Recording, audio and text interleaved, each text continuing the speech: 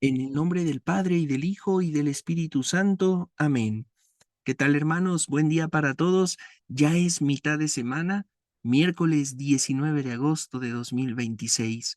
Hoy la Iglesia utiliza el color blanco en la liturgia al celebrar la memoria de San Juan Eudes, presbítero de nuestra Iglesia Católica. Pasó casi toda su vida en la ciudad de Caen, en Francia. Sus actividades fueron muy variadas, pero hoy te comparto dos en especial. La primera, fundó un instituto para la rehabilitación de las pobres mujeres de la calle. Y la segunda, fundó una congregación para la formación de sacerdotes en los seminarios. De esta manera, el corazón ardiente de San Juan Eudes, que a la vez era un gran devoto del Sagrado Corazón de Jesús y del Inmaculado Corazón de María, dejó su huella impregnada en la historia de la Iglesia. Pidamos hoy la intercesión de San Juan Eudes por estas dos necesidades, la de las mujeres que están en situación de calle, que tienen necesidades y que no hay quien vea por ellas, porque no tienen familia, porque no tienen quien realmente les demuestre amor. Vamos a disponernos a escuchar el Evangelio de este día y antes también aprovecho para agradecer siempre sus oraciones, especialmente en este día. Me encomiendo a cada una de ellas. Hoy el Señor me regala un año más de vida y sé que siempre estoy presente, pero hoy les pido que eleven una oración por su servidor para que también este apostolado pueda seguir dando frutos y que todo sea para gloria de nuestro Señor. Vamos a escuchar el Evangelio de este día con la luz del Espíritu Santo. Del Santo Evangelio según San Mateo. Gloria a ti, Señor. En aquel tiempo, Jesús dijo a sus discípulos esta parábola. El reino de los cielos es semejante a un propietario que al amanecer salió a contratar trabajadores para su viña. Después de quedar con ellos en pagarles un denario por día, los mandó a su viña. Salió otra vez a media mañana, vio a unos que estaban ociosos en la plaza y les dijo, vayan también ustedes a mi viña y les pagaré lo que sea justo. Salió de nuevo a mediodía y a media tarde e hizo lo mismo. Por último, salió también al caer la tarde y encontró todavía a otros que estaban en la plaza y les dijo, ¿por qué han estado aquí todo el día sin trabajar? Ellos le respondieron, porque nadie nos ha contratado. Él les dijo, vayan también ustedes a mi viña. Al atardecer, el dueño de la viña le dijo a su administrador, llama a los trabajadores y págales su jornal, comenzando por los últimos hasta que llegues a los primeros. Se acercaron pues los que habían llegado al caer la tarde y recibieron un denario cada uno. Cuando les llegó su turno a los primeros, creyeron que recibirían más, pero también ellos recibieron un denario cada uno. Al recibirlo, comenzaron a reclamarle al propietario, diciéndole, esos que llegaron al último solo trabajaron una hora, y sin embargo les pagas lo mismo que a nosotros, que soportamos el peso del día y del calor. Pero él respondió a uno de ellos, amigo, yo no te hago ninguna injusticia. ¿Acaso no quedamos en que te pagaría un denario? Toma pues lo tuyo y vete. Yo quiero darle al que llegó al último lo mismo que a ti. ¿Qué no puedo hacer con lo mío lo que yo quiero? ¿O vas a tenerme rencor porque yo soy bueno? De igual manera, los últimos serán los primeros y los primeros los últimos. Palabra del Señor. Gloria a ti, Señor Jesús. Mis hermanos, hemos escuchado este evangelio que nos presenta la parábola de los trabajadores de la viña.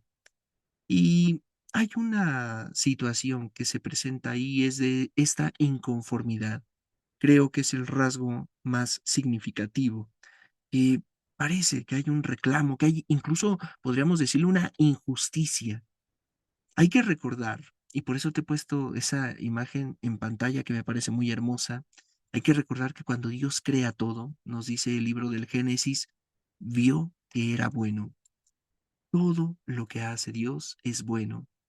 Y entonces, ¿por qué hay que tenerle rencor a él? Es incluso la pregunta que hace Jesús dentro de la parábola. ¿Me vas a tener rencor porque soy bueno? Y es que creo que a veces sí llegamos a caer, quizás no en un rencor, pero sí en ese espíritu de inconformidad, de insatisfacción, de injusticia, de que las cosas no están haciéndose como se deben de hacer. Y sin querer, de manera quizás un tanto inconsciente, llegamos a cuestionar a Dios, llegamos a preguntarnos por qué suceden las cosas de ese modo, llegamos también quizás incluso a señalar y decir, es que esto está mal. No debía de haber pasado esto, no tenía por qué haber sucedido esto otro. Mis hermanos, hoy creo yo que simplemente, vamos a hacer una reflexión muy breve, muy cortita, pero creo que todo se sintetiza en entender la gratuidad del amor de Dios. Hay una verdad que puede cambiar profundamente nuestra relación con Dios y evitar justamente caer en esta situación de los trabajadores de la viña. Dios no nos ama porque seamos buenos, nos ama porque Él es bueno. Y muchas veces pensamos, aunque sea de manera inconsciente, como te lo decía hace un momento, sin tener realmente la razón sobre ello, sin tener la certeza de que así son las cosas, llegamos a creer que merecemos todo. Creemos que cuando rezamos, que cuando hacemos el bien, cuando nos estamos portando correctamente según los mandamientos, Dios nos mira con agrado. Pero cuando pecamos, imaginamos que su amor va disminuyendo, que se enoja con nosotros y que se aleja. Y entonces aquí ya va sucediendo algo que vemos en nosotros y que a la vez proyectamos con los demás. Creemos que también Dios se tiene que enojar con aquel que no va a misa. Creemos que Dios tiene que castigar a aquel que nunca se confiesa, nunca comulga, que no se ha casado por la iglesia, etcétera. Y no nos damos cuenta, hermanos, que los afectos de Dios son muy distintos a los afectos de nosotros. Hay que entender también esta frase de San Pablo en su carta a los Romanos, capítulo 5 versículo 8 que nos dice, Dios demuestra su amor hacia nosotros en que, siendo todavía pecadores, Cristo murió por nosotros. Jesús no está esperando a que yo cambie, a que yo me convierta para amarme. Espera que lo haga por mi propio bien. Escuchaba también una frase de una prédica de San José María Escrivá de Balaguer y decía, a Jesús no es que lo hayan lastimado los clavos de la cruz, a Jesús no es que le haya pesado la cruz que iba cargando, a Jesús lo que le lastimaba era el pecado, pecado que él no había cometido, que nosotros habíamos cometido, y le lastimaba, ¿por qué? Porque nos alejaba de él, porque nos privaba de su amor. Entonces, si te das cuenta, esto tiene mucha, mucha razón. Cristo cuando se ofrece lo hace absolutamente por todos, por ti, por mí, por aquel que te cae bien, por aquel que te cae mal, por todos. Y entonces Él en ese ofrecimiento es cuando sufre, sufre, pero lo hace precisamente por amor, por el amor que nos tiene a todos. La gratuidad, entonces, mis hermanos, del amor de Dios nos tiene que hacer entender que a Jesús no es que le dé igual nuestro pecado. Ay, entonces, pues si nos va a amar a todos igual, pues entonces seguimos haciendo lo que se nos dé la regalada gana. No, el pecado destruye nuestra vida, nos aleja de Dios. Pero precisamente porque Él nos ama, Dios no nos abandona en nuestro pecado. Su misericordia no dice, ay, no me importa lo que hagas. Su misericordia dice, aunque hayas caído, sigo amándote. Levántate, conviértete y vuelve a mí. Pensemos, por último, en aquel pasaje también en la parábola del hijo pródigo, el hijo que había tomado una decisión totalmente equivocada, errada, había rechazado a su padre y había desperdiciado toda su herencia.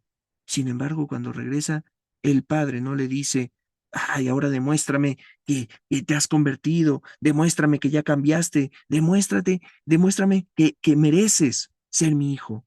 No, sale a su encuentro, lo abraza, lo besa, lo viste, le coloca un anillo en el dedo y hace una fiesta. Porque para Dios nuestra dignidad no desaparece por nuestros pecados. Nuestros pecados nos alejan de Él, nos privan de su amor, pero los afectados somos nosotros mismos. Recordemos entonces hoy, hermanos, que Dios no nos ama menos por nuestros pecados, sino de que precisamente Dios nos ama allí donde más necesitamos su misericordia, que hoy sepamos recibirla, pero también saber verla en los demás, para que no caigamos en esa especie de envidia, de resentimiento hacia Dios y a veces también con nuestros hermanos.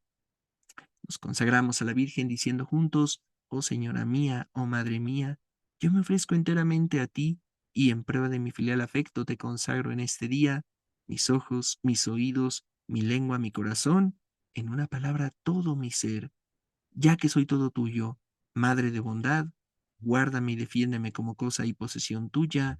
Amén. San Miguel Arcángel, defiéndenos en la batalla, sé nuestro amparo contra las perversidades y acechanzas del demonio. Reprímale Dios, pedimos suplicantes.